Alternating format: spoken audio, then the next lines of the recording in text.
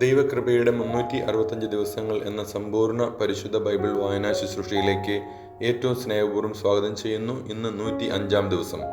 2 ദിനവൃത്താന്തം 9 മുതൽ 12 വരെയുള്ള അധ്യായങ്ങളാണ് നമ്മളിന്ന് വായിച്ച് ധ്യാനിക്കുന്നത്. ഷേബ രാജ്ഞി സോളമൻ്റെ ജ്ഞാനത്തെക്കുറിച്ച് അറിഞ്ഞ് സോളമനെ സന്ദർശിക്കുന്നതും സോളമൻ്റെ രാജ്യം പിളരുന്ന ഭാഗമെല്ലാം ഈ വചനഭാഗത്തിൽ നമ്മൾ വായിച്ച് ധ്യാനിക്കുന്നു. പരിശുദ്ധാത്മാവിൻ്റെ നിറവിൽ ജീവന്റെ വചനം ധ്യാനിക്കാനും വായിക്കാനും ദൈവം നമ്മളെല്ലാവരും അനുഗ്രഹിക്കട്ടെ. ഈശോ മിശിഹായ്ക്ക് സ്തുതിയായിരിക്കട്ടെ. ദിനവൃത്താന്തം 2-ാം പുസ്തകം 9-ാം അധ്യായം. ഷേബ രാജ്ഞിയുടെ സന്ദർശനം. ഷേബ രാജ്ഞി സോളമന്റെ പ്രശസ്തിയെക്കുറിച്ച് കേട്ട് കുടുക്ക് ചോദ്യങ്ങളാൽ അവനെ പരീക്ഷിക്കാൻ ജെറുസലേമിലേക്ക് വന്നു. സുഗന്ധദ്രവ്യങ്ങൾ, ഏറെ സ്വർണം, രത്നങ്ങൾ എന്നിവയുമായി അനേകം ഒട്ടകങ്ങളും ഒരു വലിയ പരിവാരവുമായാണ് വന്നത്. സോളമനെ കണ്ടപ്പോൾ മനസ്സിൽ കരുതിയിരുന്ന ചോദ്യങ്ങളെല്ലാം ചോദിച്ചു. സോളമൻ ചോദ്യങ്ങൾക്കെല്ലാം ഉത്തരം നൽകി. ഉത്തരം നൽകാൻ ആവാത്ത വിധം ഒന്നും അവന് അജ്ഞാതമായിരുന്നില്ല.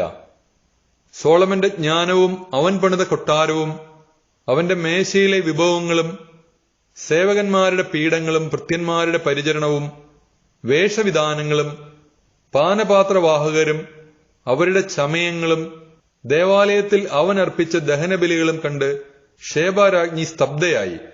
അവൾ രാജാവിനോട് പറഞ്ഞു, ഞാൻ എന്റെ നാട്ടിൽ വെച്ച് അങ്ങയെയും അങ്ങയുടെ ജ്ഞാനത്തെയും കുറിച്ച് കേട്ടതെല്ലാം വാസ്തവമാണ്. ഇവിടെ വന്ന് സ്വന്തം കണ്ണുകൊണ്ട് കാണുന്നതുവരെ ഞാൻ അവ വിശ്വസിച്ചിരുന്നില്ല. അങ്ങയുടെ ജ്ഞാനത്തിന്റെ മാഹാത്മ്യത്തിൽ പകുതി പോലും ഞാൻ അറിഞ്ഞിരുന്നില്ല. ഞാൻ കേട്ടതിനേക്കാൾ എത്രയോ ശ്രേഷ്ഠനാണങ്ങ്. അങ്ങയുടെ ഭാര്യമാർ എത്ര ഭാഗ്യവതികൾ! സദാ അങ്ങയെ പരിചരിക്കുകയും അങ്ങയുടെ ജ്ഞാനോക്തികൾ ശ്രവിക്കുകയും ചെയ്യുന്ന ഭൃത്യന്മാർ എത്ര ഭാഗ്യവാന്മാർ! തന്റെ സിംഹാസനത്തിൽ അങ്ങയെ രാജാവായി വാഴിക്കാൻ തിരുമനസ്സായ അങ്ങയുടെ ദൈവമായ കർത്താവ് വാഴ്ത്തപ്പെട്ടവൻ. അങ്ങയുടെ ദൈവം ഇസ്രായേലിനെ സ്നേഹിക്കുകയും അവരെ എന്നേക്കും സുസ്ഥിരമാക്കാൻ ആഗ്രഹിക്കുകയും ചെയ്തതുകൊണ്ടാണ് അവർക്ക് നീതിയും ന്യായവും നടത്തിക്കൊടുക്കാൻ അങ്ങേ അവരുടെ രാജാവാക്കിയിരിക്കുന്നത്. 120 താലന്ത് സ്വർണവും വളരെയധികം സുഗന്ധദ്രവ്യങ്ങളും രത്നങ്ങളും അവൾ രാജാവിന് കൊടുത്തു. ഷേബ രാജ്ഞി സോളമൻ രാജാവിന് കൊടുത്തതുപോലുള്ള സുഗന്ധദ്രവ്യങ്ങൾ പിന്നീട് ഒരിക്കലും കണ്ടിട്ടില്ല. സോളമന്റെയും ഹീരാമിന്റെയും ഭൃത്യന്മാർ ഓഫീറിൽ നിന്ന് പൊന്നിനു പുറമെ രക്തചന്ദനവും രത്നങ്ങളും കൊണ്ടുവന്നിട്ടുണ്ടായിരുന്നു. ചന്ദനത്തടി കൊണ്ട് ദേവാലയത്തിന്റെയും കൊട്ടാരത്തിന്റെയും പടികളും ഗായകർക്ക് വേണ്ട വീണകളും കിന്നരങ്ങളും നിർമ്മിച്ചു. ഇതിനു മുൻപ് യൂദാദേശത്തെങ്ങും ഇതുപോലെ ഒന്നും കണ്ടിട്ടില്ല. പ്രതിസമ്മാനത്തിനു പുറമെ ഷേബ രാജ്ഞി ആഗ്രഹിച്ചതൊക്കെയും സോളമൻ രാജാവ് അവർക്ക് കൊടുത്തു. അവൾ പരിവാരസമേതം സ്വദേശത്തേക്ക് മടങ്ങി. സോളമന്റെ സമ്പത്ത്. വ്യാപാരികളും വണിക്കുകളും കൊടുത്തിരുന്നതിന് പുറമെ സോളമന് പ്രതിവർഷം 660 താലന്ത് സ്വർണം ലഭിച്ചിരുന്നു. ദേശാധിപതികളും അറേബ്യയിലെ രാജാക്കന്മാരും സോളമന് സ്വർണവും വെള്ളിയും കൊടുത്തിരുന്നു. അടിച്ചുപരത്തിയ സ്വർണം കൊണ്ട് സോളമൻ 200 വലിയ പരിചകൾ ഉണ്ടാക്കി. ഓരോ പരിചയ്ക്കും 600 ഷെക്കൽ സ്വർണം വേണ്ടി വന്നു. 300 ഷെക്കൽ വീതം തൂക്കമുള്ള 300 ചെറിയ പരിചകളും അവൻ സ്വർണപ്പാളികൾ കൊണ്ട് നിർമ്മിച്ചു. രാജാവ് ഇവയെല്ലാം ലെബനോൻ കാനന മന്ദിരത്തിൽ സൂക്ഷിച്ചു. രാജാവ് ദന്തം കൊണ്ട് ഒരു വലിയ സിംഹാസനം പണിത് തങ്കം പൊതിഞ്ഞു. സിംഹാസനത്തിന് 6 പടികളും സ്വർണനിർമ്മിതമായ പാദപീഠവും ഉണ്ടായിരുന്നു. ഇരുവശത്തും കൈത്താങ്ങികളും അതിനടുത്തായി 2 സിംഹപ്രതിമകളും തീർത്തിരുന്നു. 6 പടികളിൽ ഇരുവശത്തുമായി 12 സിംഹങ്ങൾ നിന്നിരുന്നു. ഇത്തരം ഒരു ശില്പം മറ്റൊരു രാജ്യത്തും ഉണ്ടായിരുന്നില്ല. സോളമന്റെ പാനപാത്രങ്ങളെല്ലാം സ്വർണ്ണ നിർമ്മിതമായിരുന്നു. ലെബനോൻ കാനന മന്ദിരത്തിലെ പാത്രങ്ങളെല്ലാം സ്വർണം കൊണ്ടുള്ളതായിരുന്നു. സോളമന്റെ കാലത്ത് വെള്ളിക്ക് വിലയുണ്ടായിരുന്നില്ല.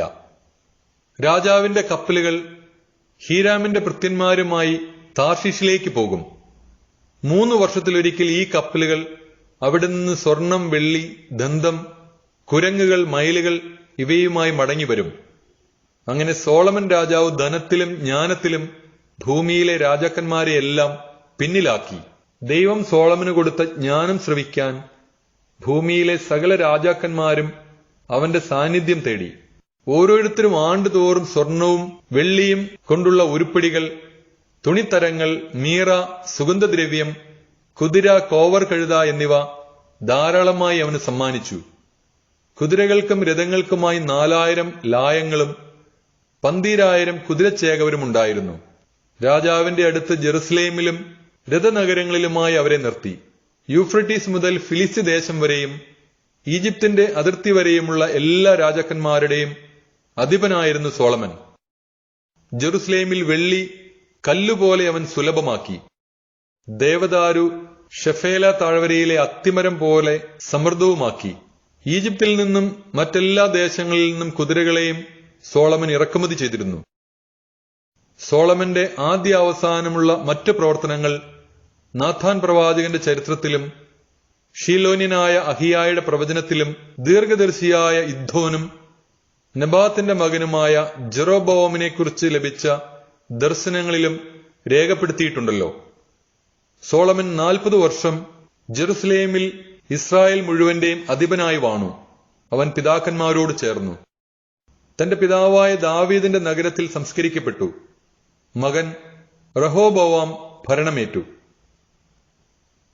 ദിനവൃത്താന്തം 2-ാം പുസ്തകം 10-ാം അധ്യായം. രാജ്യം പിളരുന്നു. റഹോബോവാമിനെ രാജാവാക്കാൻ ഇസ്രായേൽ ജനം ഷെക്കേമിൽ സമ്മേളിച്ചു. അവൻ അങ്ങോട്ട് ചെന്നു. നെബാത്തിന്റെ മകൻ ജെറോബോവാം ഇത് കേട്ട് ഈജിപ്തിൽ നിന്ന് മടങ്ങി വന്നു. അവൻ സോളമന്റെ അടുത്തുനിന്ന് ഈജിപ്തിലേക്ക് ഒളിച്ചോടിയതായിരുന്നു. അവർ അവനെ ആളയച്ചു വരുത്തി. ജെറോബോവാമും ഇസ്രായേൽ ജനവും റഹോബോവാമിന്റെ അടുത്തുവന്ന് പറഞ്ഞു, അങ്ങയുടെ പിതാവ് ഞങ്ങളുടെ നുകത്തിന് ഭാരം കൂട്ടി. ആ ഭാരിച്ച നുകവും കഠിനവേലയും ലഘൂകരിച്ചു തരിക. എന്നാൽ ഞങ്ങൾ അങ്ങയെ സേവിക്കാം. 3 ദിവസം കഴിഞ്ഞ് വീണ്ടും വരുവിൻ. റഹോബോവാം അവരോട് പറഞ്ഞു. ജനം പിരിഞ്ഞുപോയി. അപ്പോൾ റഹോബോവാം രാജാവ് തന്റെ പിതാവായ സോളമന്റെ വൃദ്ധരായ ഉപദേശകന്മാരോട് ആലോചിച്ചു, ഈ ജനത്തിന് എന്തുത്തരം നൽകണമെന്നാണ് നിങ്ങളുടെ അഭിപ്രായം? അവർ പറഞ്ഞു, അങ്ങ് ഈ ജനത്തോട് നല്ല വാക്ക് പറഞ്ഞ് അവരെ സന്തോഷിപ്പിക്കുകയും അവരോട് ദയ കാണിക്കുകയും ചെയ്താൽ അവർ എന്നും അങ്ങയുടെ ദാസന്മാരായിരിക്കും. എന്നാൽ പക്വമതികളായ അവരുടെ ഉപദേശം നിരസിച്ച് തന്നോടൊത്തു വളർന്ന പാർശ്വവർത്തികളായ ചെറുപ്പക്കാരോട് അവൻ ആലോചിച്ചു, അങ്ങയുടെ പിതാവ് ഞങ്ങളുടെ മേൽ വച്ച നുകം ലഘൂകരിക്കുക എന്ന് പറയുന്ന ഈ ജനത്തിന് എന്തും മറുപടി നൽകണമെന്നാണ് നിങ്ങളുടെ അഭിപ്രായം? അവനോടൊത്തു വളർന്ന ആ ചെറുപ്പക്കാർ പറഞ്ഞു, അങ്ങയുടെ പിതാവ് ഞങ്ങളുടെ നുകത്തിന് ഭാരം കൂട്ടി. അങ്ങ് അത് കുറച്ചു തരണമെന്ന് പറഞ്ഞ ഈ ജനത്തോട് പറയുക, എന്റെ ചെറുവിരൽ എന്റെ പിതാവിന്റെ അരക്കെട്ടിനേക്കാൾ വലുതാണ്. അവൻ ഭാരമുള്ള നുകം നിങ്ങളുടെ മേൽ വെച്ചു, ഞാൻ അതിന്റെ ഭാരം കൂട്ടും. അവൻ നിങ്ങളെ ചാട്ട കൊണ്ടടിച്ചു, ഞാൻ മുൾച്ചാട്ട കൊണ്ടടിക്കും. 3-ാം ദിവസം വീണ്ടും വരുവിനെന്ന് രാജാവ് പറഞ്ഞതനുസരിച്ച് ജെറോബോവാമും ജനവും റഹോബോവാമിന്റെ അടുത്തു വന്നു. രാജാവ് അവരോട് പരുഷമായി സംസാരിച്ചു. പ്രായമായവരുടെ ഉപദേശം ത്യജിച്ച് ചെറുപ്പക്കാരുടെ വാക്ക് കേട്ട് റഹോബോവാം രാജാവ് അവരോട് പറഞ്ഞു, എന്റെ പിതാവ് നിങ്ങളുടെ മേൽ ഭാരമുള്ള നുകം വെച്ചു, ഞാൻ അതിന്റെ ഭാരം കൂട്ടും. എന്റെ പിതാവ് നിങ്ങളെ ചാട്ട കൊണ്ടടിച്ചു, ഞാൻ മുൾച്ചാട്ട കൊണ്ടടിക്കും. രാജാവ് ജനത്തിന്റെ അപേക്ഷ കേട്ടില്ല.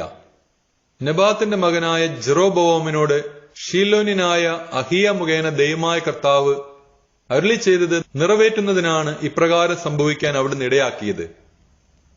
രാജാവ് തങ്ങളുടെ അപേക്ഷ സ്വീകരിച്ചില്ല എന്ന് കണ്ട് ജനം പറഞ്ഞു, ദാവീദുമായി ഞങ്ങൾക്കെന്ത് ബന്ധം? ജെസയുടെ പുത്രനിൽ ഞങ്ങൾക്കെന്ത് അവകാശം? ഇസ്രായേലെ, കൂടാരങ്ങളിലേക്ക് മടങ്ങുക. ദാവീദെ, നിന്റെ കാര്യം നോക്കിക്കൊള്ളുക. ഇസ്രായേലിയർ തങ്ങളുടെ കൂടാരങ്ങളിലേക്ക് മടങ്ങി. റഹോബോവാം യൂദാ നഗരങ്ങളിൽ പാർത്തിരുന്ന ഇസ്രായേലിയരെ ഭരിച്ചു. പിന്നീട് റഹോബോവാം അടിമകളുടെ മേൽനോട്ടക്കാരനായ ഹദോറാമിനെ ഇസ്രായേലിയരുടെ അടുക്കിലേക്ക് അയച്ചു. എന്നാൽ അവർ അവനെ കല്ലെറിഞ്ഞു കൊന്നു. റഹോബോവാം രാജാവ് തിടുക്കത്തിൽ തേരിൽ ജെറുസലേമിലേക്ക് പോയി. ഇസ്രായേലിയർ ഇന്നും ദാവീദിന്റെ ഭവനത്തോട് മത്സരത്തിലാണ്. ദിനവൃത്താന്തം 2-ാം പുസ്തകം 11-ാം അധ്യായം. റഹോബോവാം ജെറുസലേമിൽ എത്തിയതിനു ശേഷം യൂദാ ഭവനത്തെയും ബെഞ്ചമിൻ ഭവനത്തെയും വിളിച്ചുകൂട്ടി അവരിൽ നിന്ന് ഇസ്രായേലിനോട് യുദ്ധം ചെയ്ത് രാജ്യം വീണ്ടെടുക്കാൻ 1,80,000 യോദ്ധാക്കളെ തിരഞ്ഞെടുത്തു. എന്നാൽ ദൈവപുരുഷനായ ശെമായയോട് കർത്താവ് അരുളി ചെയ്തു, സോളമന്റെ മകനും യൂദാ രാജാവുമായ റഹോബോവാമിനോടും യൂദായിലും ബെഞ്ചമിനിലുമുള്ള എല്ലാ ഇസ്രായേലിയരോടും പറയുക, കർത്താവ് അരുളി ചെയ്യുന്നു, നീ അങ്ങോട്ട് പോവുകയോ നിന്റെ സഹോദരരോട് യുദ്ധം ചെയ്യുകയോ അരുത്. ആളുകളെ അവരവരുടെ ഭവനങ്ങളിലേക്ക് തിരിച്ചയക്കുക. എന്റെ ഹിതമനുസരിച്ചാണ് ഇതെല്ലാം സംഭവിച്ചത്. അവർ കർത്താവിന്റെ വാക്ക് കേട്ട് മടങ്ങിപ്പോയി. ജെറോബോവാമിനോട് യുദ്ധത്തിന് പോയില്ല. റഹോബോവാം ജെറുസലേമിൽ വെച്ച് യൂദായുടെ സുരക്ഷിതത്വത്തിനായി പട്ടണങ്ങൾ പണിയിച്ചു. ബേത്ലഹേം, ഏഥാം, തെക്കോവ, ബേത്സൂർ, സൊക്കോ, അദുല്ലാം, ഗത്ത്, മരേഷ, സിഫ്, അദോരായും, ലാഖീഷ്, അസേക്ക, സോറ, അയ്യാലോൺ, ഹെബ്രാൻ എന്നിവ പണിതു. യൂദായിലും ബെഞ്ചമിനിലുമുള്ള സുരക്ഷിത നഗരങ്ങളാണിവ. കോട്ടകൾ സുശക്തമാക്കി ഓരോന്നിലും അധിപന്മാരെ നിയമിച്ചു. ഭക്ഷണ സാധനങ്ങൾ, എണ്ണ, വീഞ്ഞ് എന്നിവ സംഭരിച്ചു. ഓരോ പട്ടണത്തിലും കുന്തങ്ങളും പരിചകളും ശേഖരിച്ച് അവ ബലിഷ്ഠമാക്കി. യൂദായും ബെഞ്ചമിനും അവന്റെ നിയന്ത്രണത്തിലായി. ഇസ്രായേലിന്റെ വിവിധ ഭാഗങ്ങളിൽ വസിച്ചിരുന്ന പുരോഹിതന്മാരും ലേവ്യരും റഹോബോവാമിന്റെ അടുക്കൽ അഭയം തേടി. കർത്താവിന് പുരോഹിത ശുശ്രൂഷ ചെയ്യുന്നതിൽ നിന്ന് ലേവ്യരെ ജെറോബോവാമും പുത്രന്മാരും ബഹിഷ്കരിച്ചതിനാലാണ് സ്വന്തം സ്ഥലവും അവകാശങ്ങളും ഉപേക്ഷിച്ചവർ യൂദായിലേക്കും ജെറുസലേമിലേക്കും വന്നത്.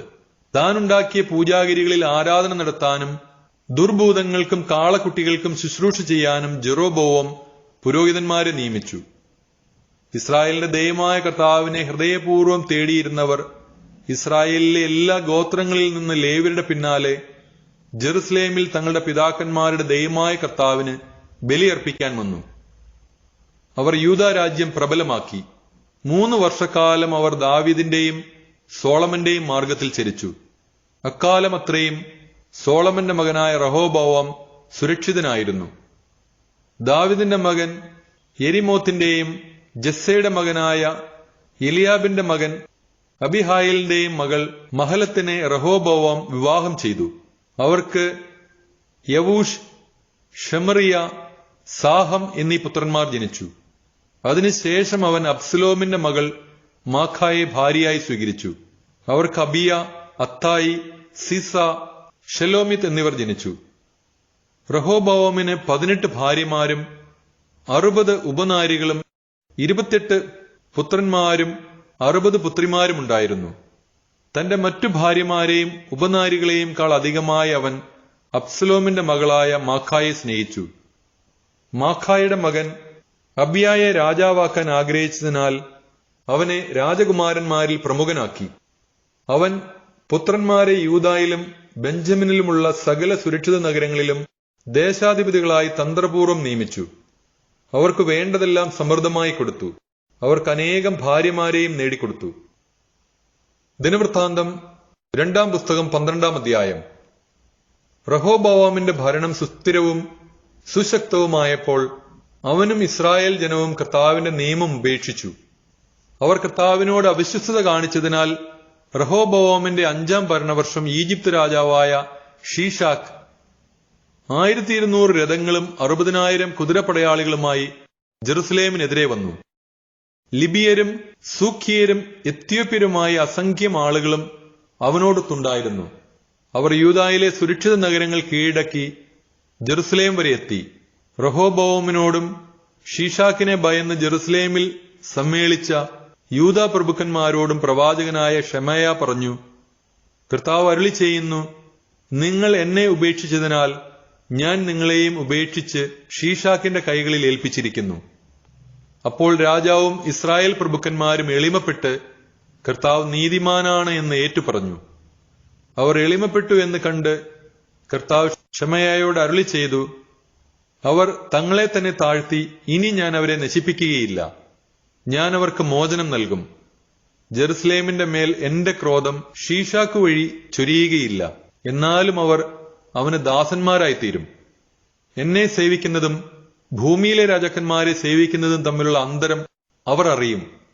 ഈജിപ്തിലെ രാജാവായ ഷീഷാക്ക് ജെറുസലേമിലെത്തി. ദേവാലയത്തിലെയും രാജകൊട്ടാരത്തിലെയും സകല നിക്ഷേപങ്ങളും എടുത്തുകൊണ്ടുപോയി. സോളമൻ നിർമ്മിച്ച പൊൻപരിചകളും കൊണ്ടുപോയി. റഹോബോവാം രാജാവ് അതിനു പകരം ഓട്ടുപരിചകൾ നിർമ്മിച്ച് കൊട്ടാര കാവൽക്കാരുടെ മേലാളന്മാരെ ഏൽപ്പിച്ചു. രാജാവ് ദേവാലയത്തിലേക്ക് പോകുമ്പോൾ കാവൽക്കാർ അത് ധരിച്ചുകൊണ്ട് നിൽക്കും. പിന്നീട് കാവൽപ്പുരയിൽ സൂക്ഷിക്കും. രാജാവ് എളിമപ്പെട്ടതിനാൽ സമൂല നാശത്തിനിടയാകാതെ കർത്താവിന്റെ ക്രോധം അവനിൽ നകന്നുപോയി. യൂദായുടെ സ്ഥിതി പൊതുവെ മെച്ചമായിരുന്നു. റഹോബോവാം പ്രാബല്യത്തോടെ ജെറുസലേമിൽ വാണു. ഭരണമേൽക്കുമ്പോൾ അവന് 41 വയസ്സുണ്ടായിരുന്നു. തന്റെ നാമം നിലനിർത്തുന്നതിന് കർത്താവ് ഇസ്രായേൽ ഗോത്രത്തിൽ നിന്ന് തിരഞ്ഞെടുത്ത നഗരമായ ജെറുസലേമിൽ അവൻ 17 വർഷം ഭരിച്ചു. അമ്മോന്യനായ നാമ ആയിരുന്നു അവന്റെ അമ്മ. റഹോബോവാം തിന്മ പ്രവർത്തിച്ചു. അവൻ ഹൃദയപൂർവ്വം കർത്താവിനെ അന്വേഷിച്ചില്ല. ശെമയ പ്രവാചകന്റെയും ഇദ്ദോ ദീർഘദർശിയുടെയും ദിനവൃത്താന്തങ്ങളിൽ റഹോബോവാമിന്റെ പ്രവർത്തനങ്ങൾ ആദ്യന്തം രേഖപ്പെടുത്തിയിട്ടുണ്ടല്ലോ. റഹോബോവാമും ജെറോബോവാമും തമ്മിൽ നിരന്തരം യുദ്ധം നടന്നു. റഹോബോവാം പിതാക്കന്മാരോട് ചേർന്നു ദാവീദിന്റെ നഗരത്തിൽ സംസ്കരിക്കപ്പെട്ടു. മകൻ അബിയ ഭരണമേറ്റു.